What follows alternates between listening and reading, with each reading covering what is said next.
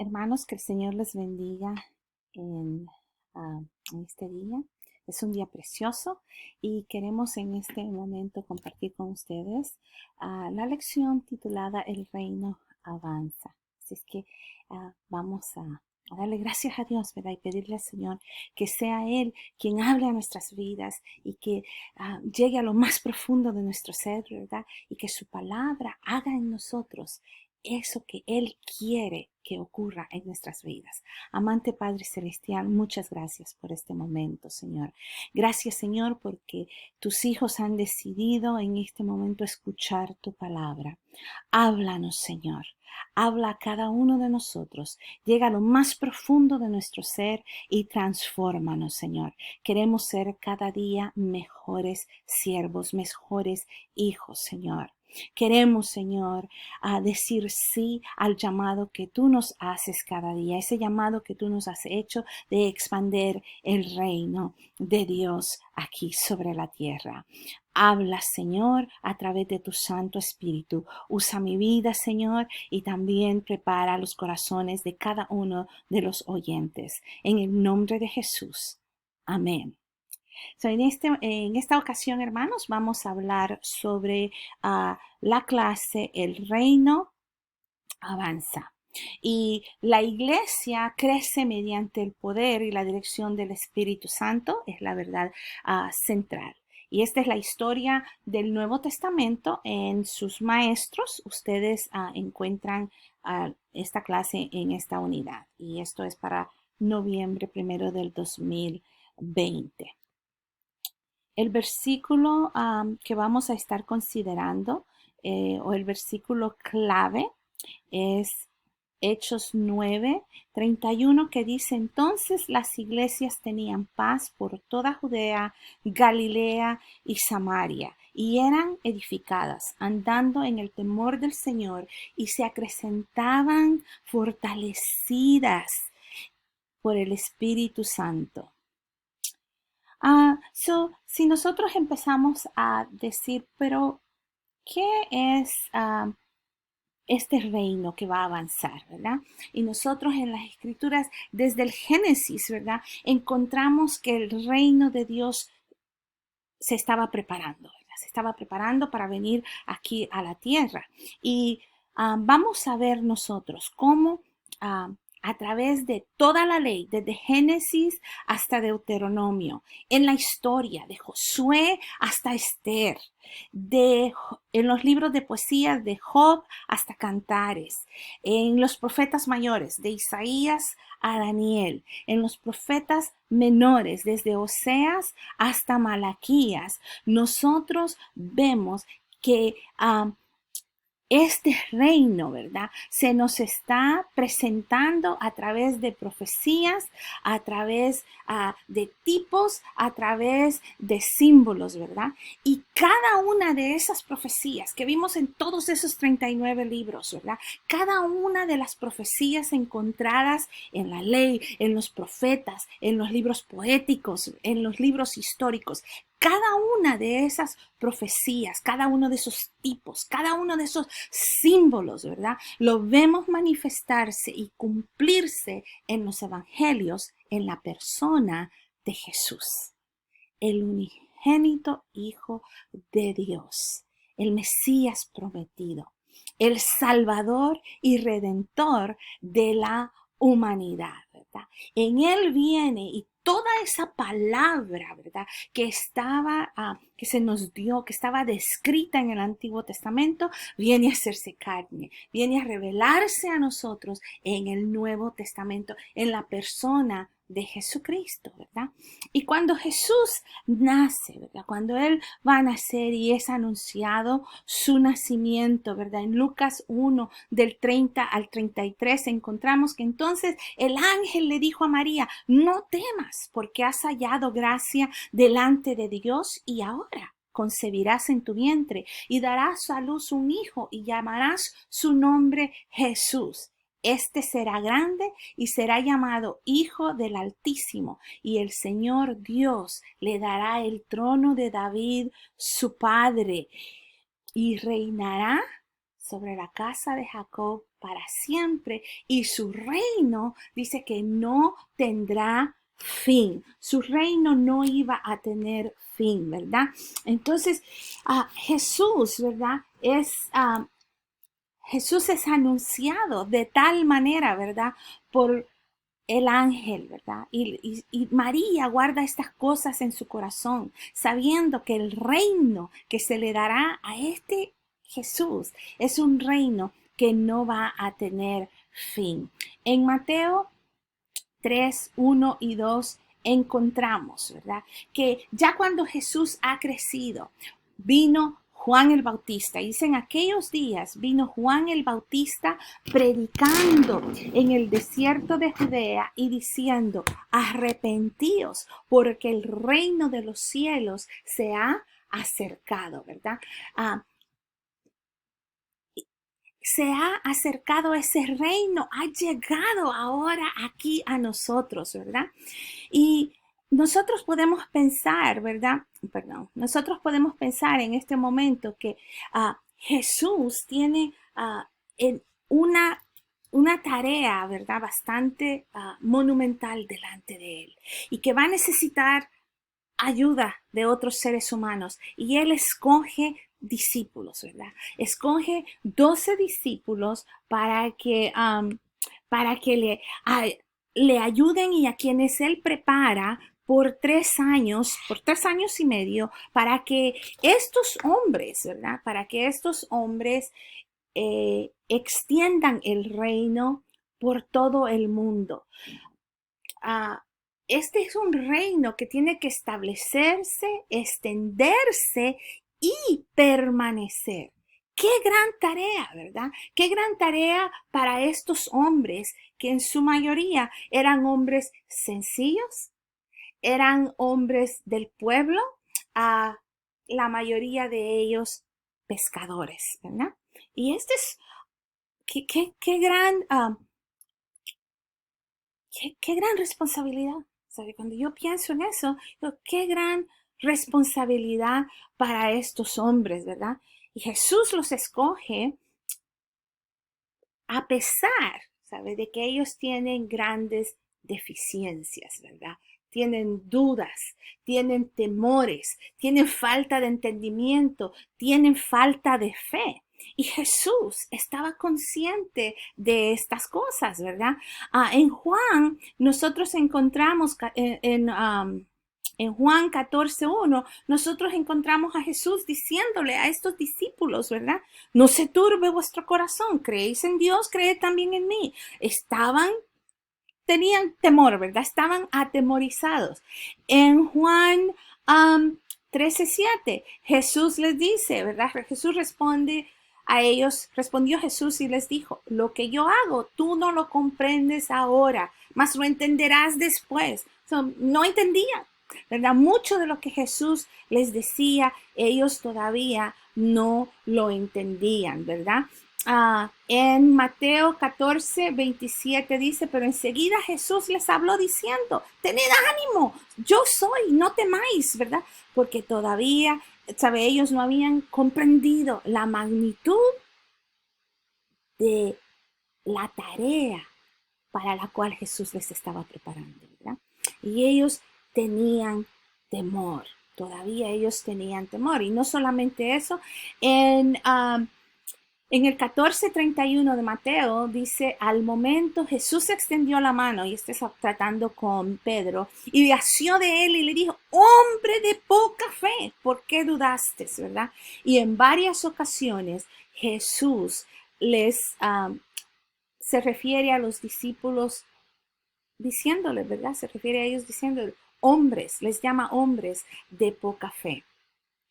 Si yo me puse a pensar, si Jesús tenía pleno conocimiento, ¿verdad? De las deficiencias o de las realidades con que sus discípulos estaban luchando, ¿verdad?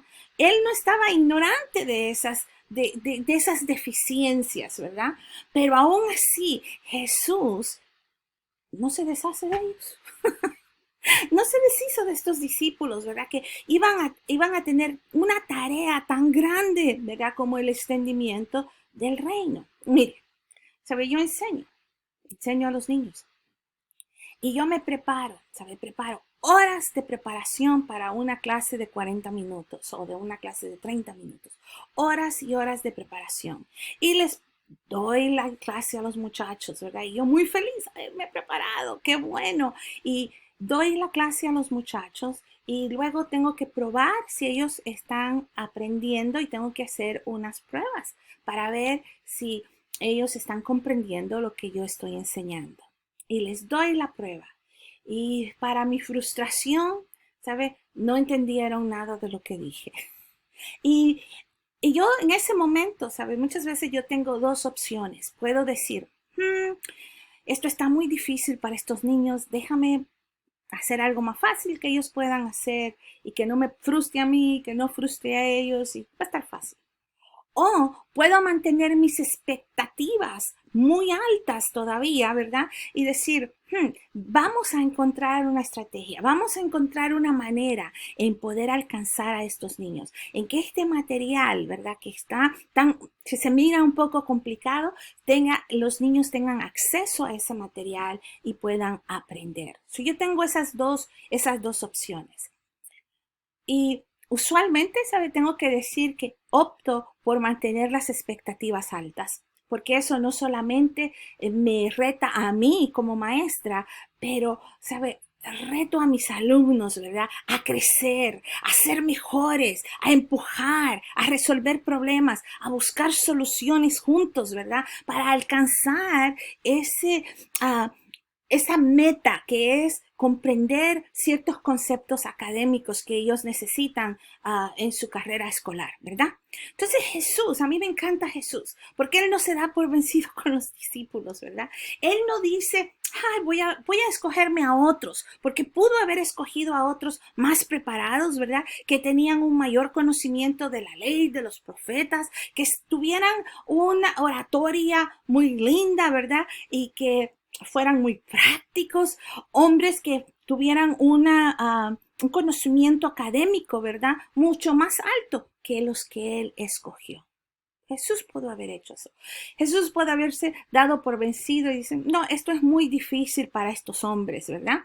Pero Jesús no hace eso. Y al final, ¿verdad? Aún al final de su ministerio, cuando ya está en los últimos días de su ministerio sobre la tierra, Jesús, ¿verdad? Está trabajando con ellos, ¿verdad? Y les empieza a decir lo que viene por delante, lo que ellos van a enfrentar, ¿verdad? Porque ve que ellos están turbados, porque ve que ellos tienen temor, ¿verdad? Y dice, voy a compartir con ustedes estos versículos. Dice la palabra del Señor en Juan 16:4, dice, os he dicho estas cosas para que cuando llegue la hora os acordéis que ya os lo había dicho. So, Jesús empieza a prepararlos, ¿verdad? Va a venir, yo voy a morir y ustedes van a ser perseguidos, ¿verdad? Si usted se lee Juan desde como el 14 para adelante, usted se da cuenta cómo Jesús les empieza a decir a sus discípulos, ¿verdad? Lo que ellos van a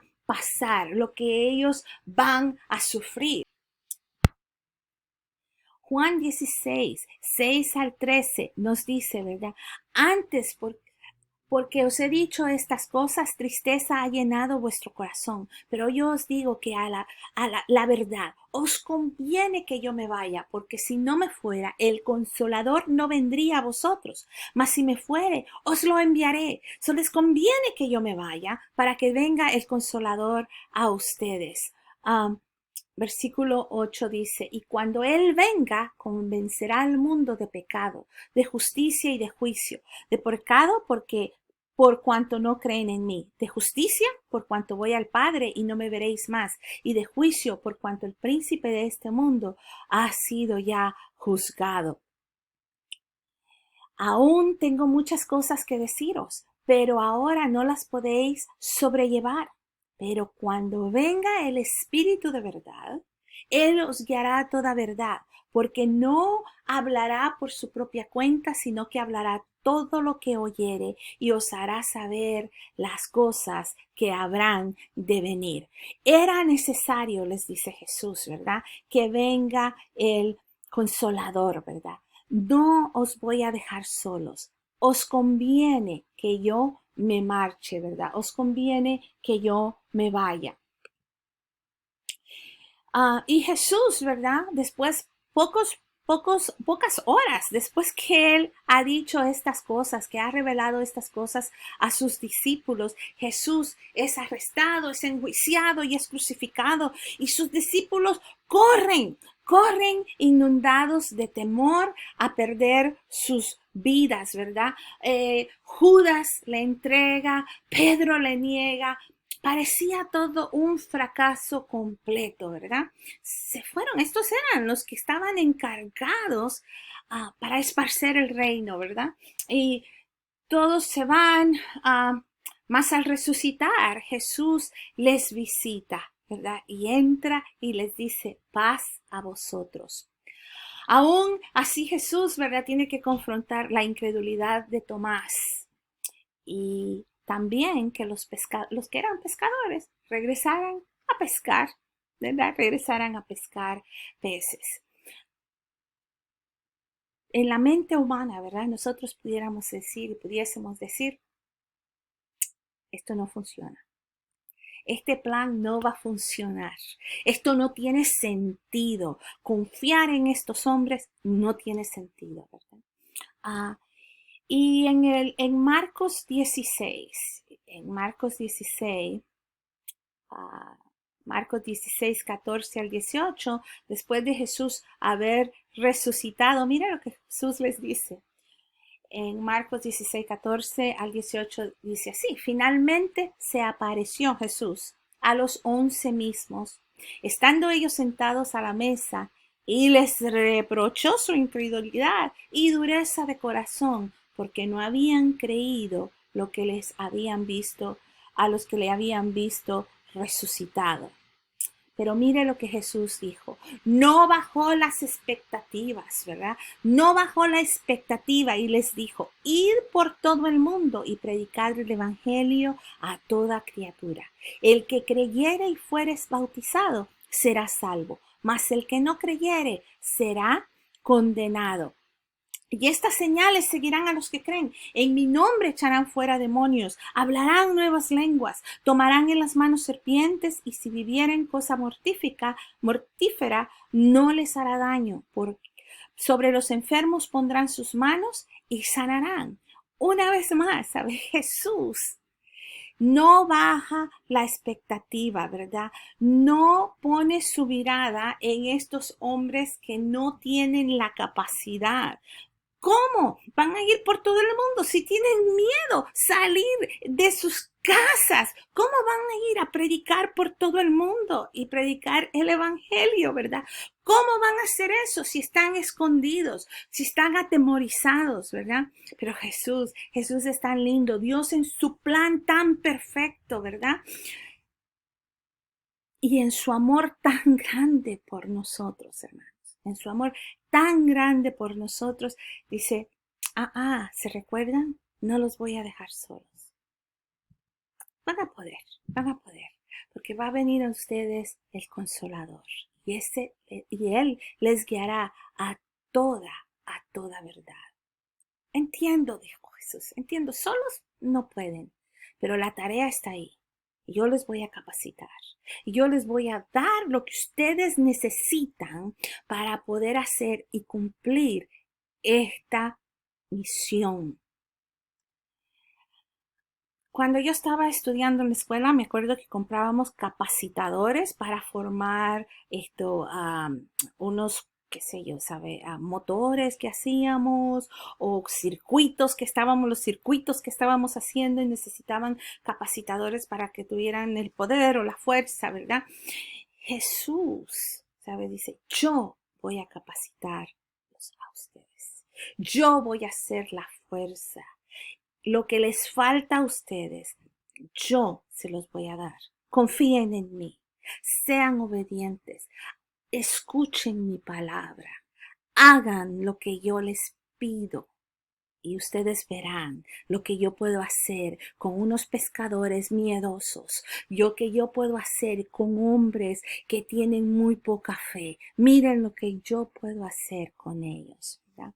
Y Jesús, ¿verdad? Les dice a ellos en Lucas. Vamos a ir ahora, perdón, vamos a ir a Hechos, donde Lucas les dice a ellos lo siguiente.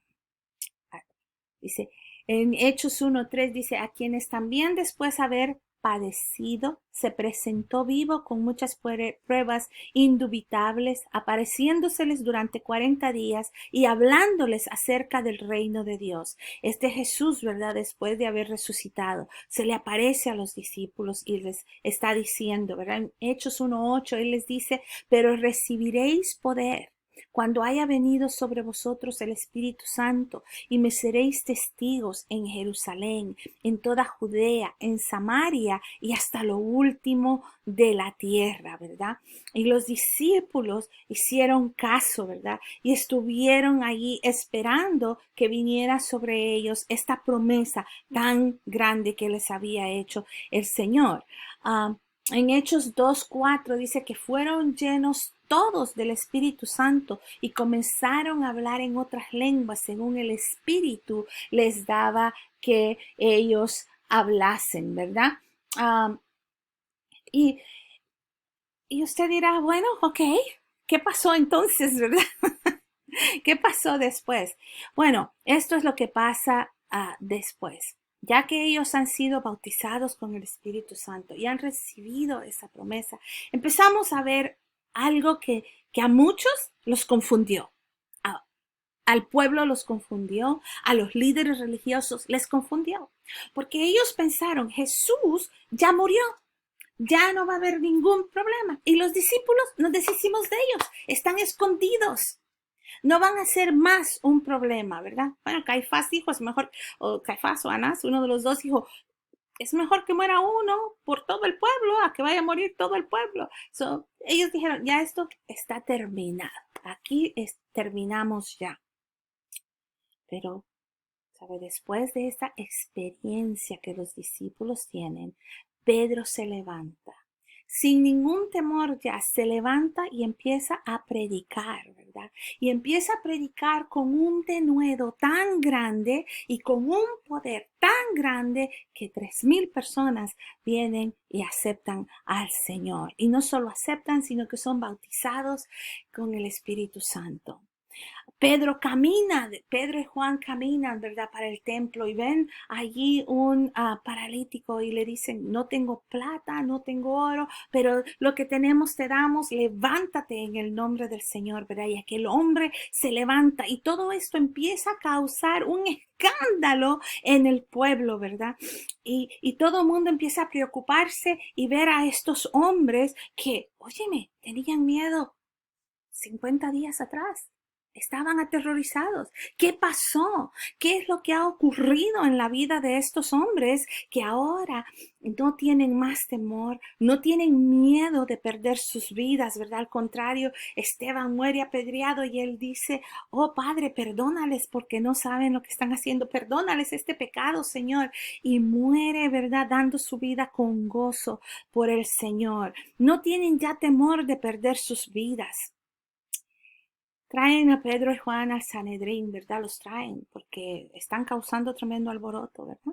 Y hablan con tanto denuedo, que los mismos líderes tienen que decir y reconocer, oye, ¿qué pasó con estos? No son estos, ¿verdad? Y eso está en Hechos 4:13. Entonces, viendo el denuedo de Pedro y Juan, y sabiendo que eran hombres sin letras y del vulgo, se maravillaban y les reconocían que habían estado con Jesús, ¿verdad? Es que cuando nosotros estamos con Jesús, la gente lo puede notar, ¿verdad? Y maravillamos a las personas que nos conocen, ¿verdad? Porque cuando estamos con Jesús, hay algo que cambia en nosotros, ¿verdad? Cuando nosotros dejamos que el Espíritu Santo haga la obra que Él quiere hacer y transforme nuestras vidas, todo mundo reconoce y se maravilla. ¿Quién es este? Si apenas al otro día se convirtió, pero ¿qué ha pasado con esta persona? ¿Qué ha pasado si era tan calladito? ¿Qué está ocurriendo con este hombre, con esta mujer? Y nosotros podemos decir, ese hombre, esa mujer ha estado con Jesús, ¿verdad? Y nos maravillaremos, ¿verdad?